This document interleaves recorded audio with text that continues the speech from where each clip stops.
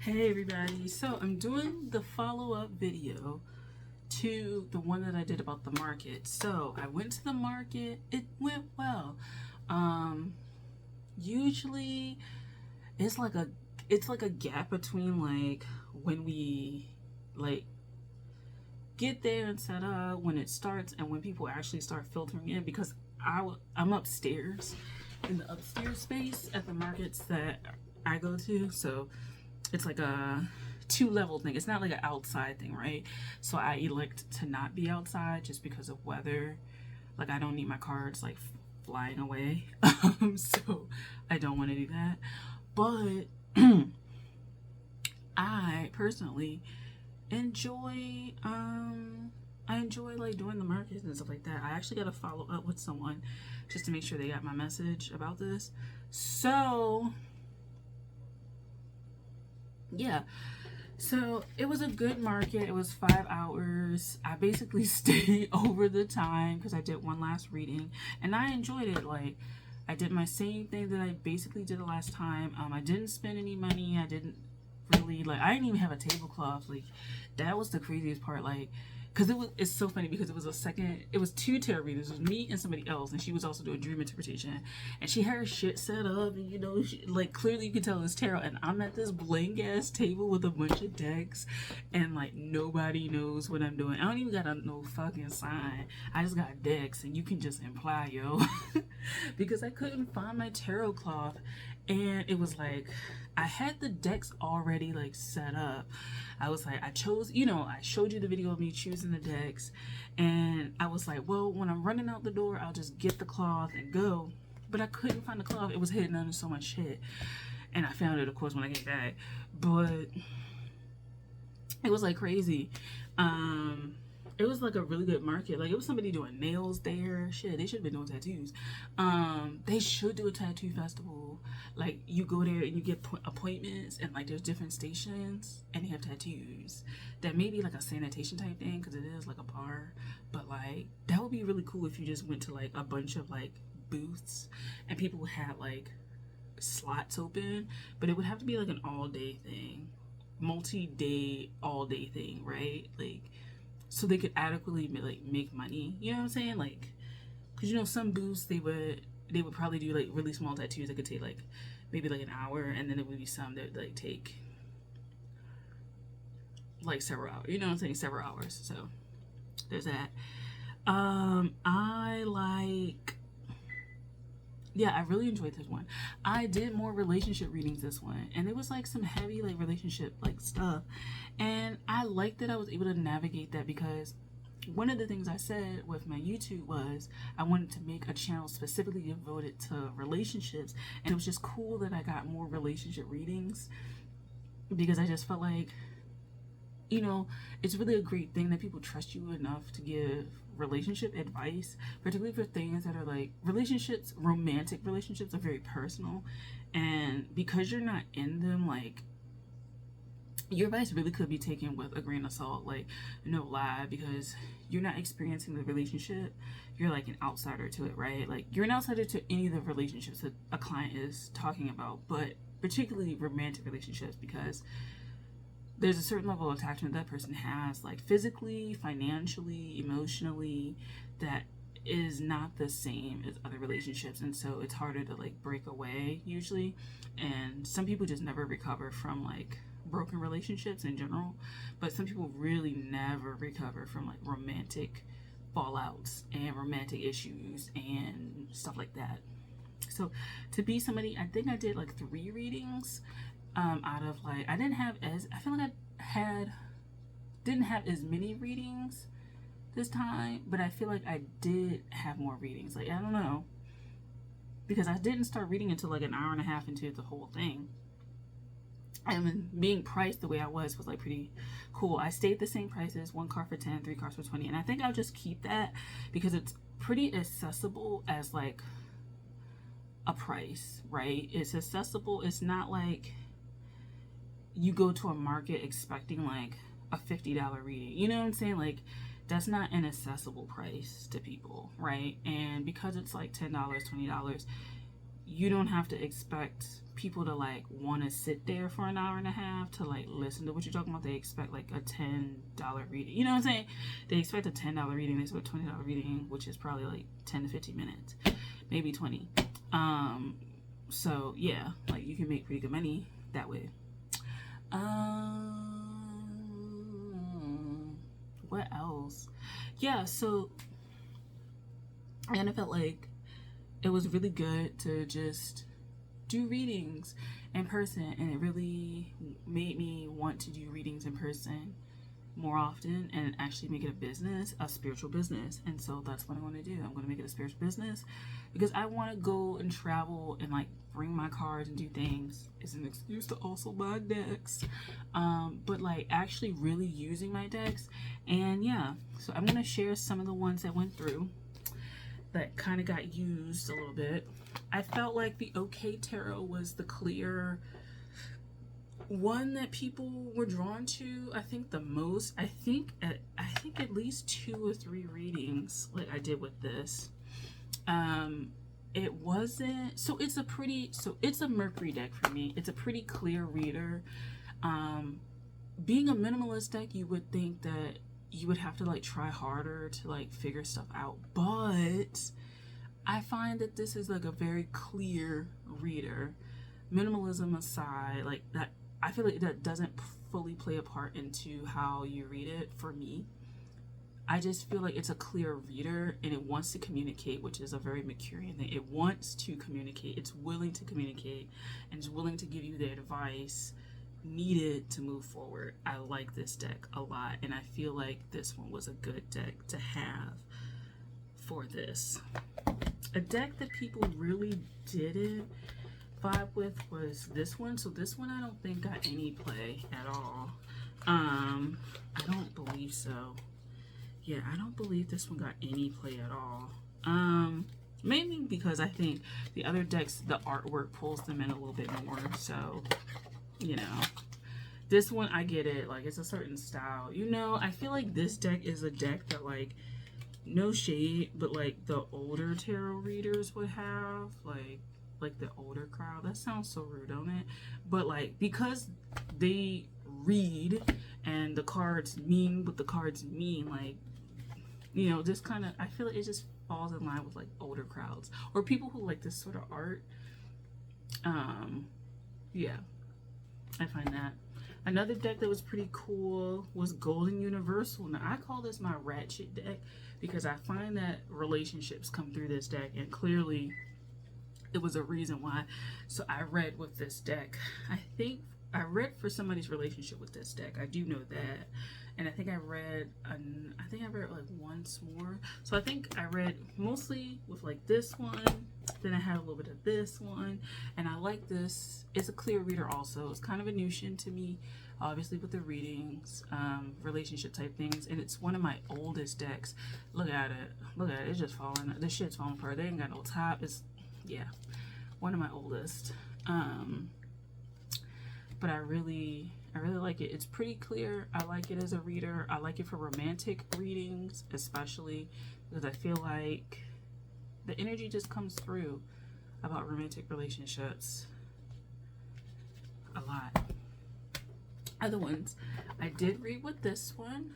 It was pretty good. Now this one I may put in the difficult readers video, like that series, because sometimes it's very far away, I feel like, and the storylines, the reading could get very airy-fairy and not very cohesive and coherent. Should you, like, if you have an off day with reading, which, you know, depending on who you are, maybe more days than not, you know, more days than you on, I feel like there's a propensity to maybe get tripped up with like the readings and the meanings, and this just seems like a deck that, like, if you're not careful, you may have to like rely on the book like a lot to kind of figure out what's going on, and so we're gonna do that. This is another deck that was pretty like popular. I mean, I think I only did one reading with this one though. if I remember correctly. I can't remember. I remember some of the readings that I actually did, like some of the information pertaining to it, but like I don't remember exactly the decks that I was using, save for like maybe one reading that stuck in my mind, and I only remember one reading for this one. Because I didn't read a lot, so I didn't make like a ton of money, but I did make more money than I did last time, and then I made more money in cash than I did this time. So collectively, with my online account, my online, Venmo, stuff like that, PayPal, cash, cashback, Cash App, there we go. I made money, but then people paid in cash more, and it was kind of cool to like get cash. Right back to this deck. So yeah, the Good Tarot. I like this one. It's pretty airy fairy. It also has propensity, I think, if you're ungrounded, to be a difficult reader.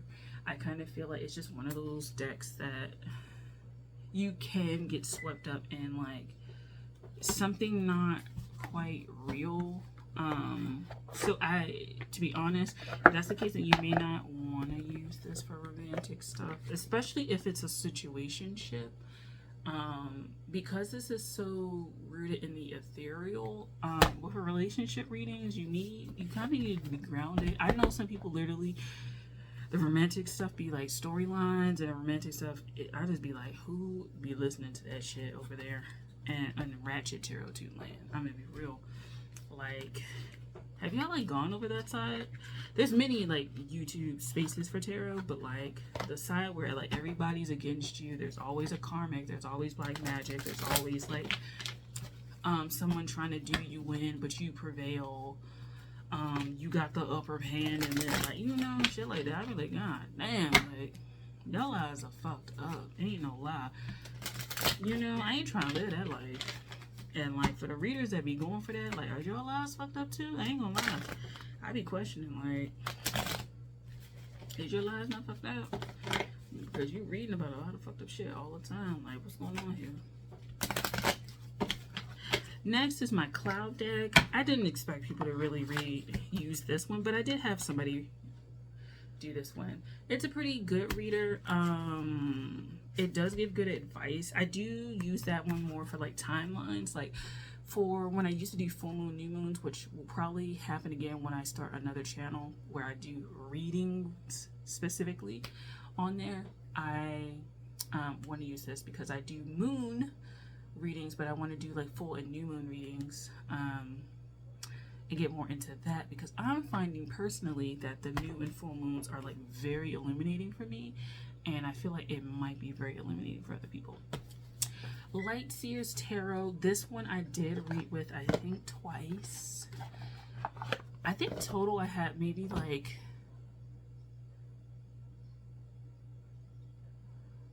I feel like I had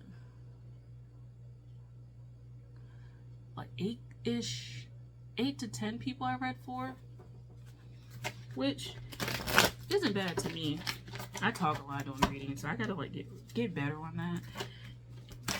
I may need to assign a time limit. That may be a critique of myself, that I need to assign a time limit to each reading. So maybe the $10 one will be a certain amount, and then the $20 one will be a certain amount, because sometimes I feel like the person's like, is she gonna end the reading? Like, it's a $10 reading, like, great that it's thorough, but it's also pretty long for a market, right? You want to like shop and do other shit. So I do think I still have to work on that. I'm gonna still work on that. I'm trying to assign how many minutes, and what I may need to do is do a little timer, have a little timer on the side that they can't see, but I can see, and then just like, oh, your time is up, or something like that, to be a little bit more business-like, So this one was a pretty good one. Oh, I hate when I do this, when there's reversals, but I don't read reversals. I kind of feel like the energy shows up reverse as needed. If it comes out reverse, cool, but like I don't keep them reversed in the deck like that. That way, if it really is reverse, then it'll really come out reverse, as opposed to just kind of having reversals in there. But yeah, like this deck was pretty cool. Get some encouraging messages. This tends to be, I see this as a Jupiterian deck, so it's kind of really encouraging. It gives you a lot of paths. It gives you multiple paths. I did do a relationship reading with this. And it was the first time then doing that reading that it felt kind of like this could give like more serious messages and not be bound by like negativity. Like it could give messages that were just kind of enlightening and eye-opening and gave you food for thought, as opposed to being very I was gonna say demonic, not demonic, very domineering or dominating when it comes to, or dogmatic about arriving at a solution, right? Which I feel like Plutonian decks of mine may do a little bit more, but this one seemed pretty affirming, even though it was delivering like harsh truths. And lastly, Oracle of John Dee. This was the first deck that I used. I liked it, and this is not a tarot deck. This is not a tarot deck either. This one is, it's like a system to it, but I never used the system because I never read the book about it and what the system entails. So I just picked 3 cards because they did a 3-card reading, and I read based off of that. And then the book, each card has a section where you can read, but it gives you like questions, and I read those questions. So I like picked 3 of these cards, right? And they have different colors and stuff like that. I picked these cards, and from there I chose, like, I read, like, did the reading, like, looked at the cards, and then what is it? Then I did the questions. So yeah, I really enjoyed this. I feel like the topics that people came to me with were multiple, like usually career and relationships, more career I find for people, which is kind of funny because like I don't have a career. I have a job, not a career. It's like I'm gonna have a career, it's just where I am in life. So it's kind of funny when people ask me about career stuff with tarot, and just like, do what you love, like, you know, that weak ass response. But yeah, so that's where I am. I enjoyed this one. I am going to make it a business, so I am going to start looking into like structuring like a business and stuff like that. What does that entail? What does that mean? Because I want to travel for fairs. Like the business is more for me traveling and doing like fairs and markets as opposed to like YouTube, although I would incorporate like the channels that I have into the business. But the primary focus of the business is for me traveling and doing fairs and markets and stuff like that, because that's what I want to do. So I'm gonna go because I want to eat this Panera Bread salad that I bought, and yeah, I'm gonna listen to some new music, which isn't new because I've been blasting the same song for like 3 hours. And I'll talk to you guys later. Take care, have a good week, and expect to see the planetary readings like Tuesday onwards. Like I said, Father's Day is the 18th, Juneteenth is the 19th. So those days probably nothing will happen. So yeah. All right, thanks for watching. I'll talk to you guys later. Bye.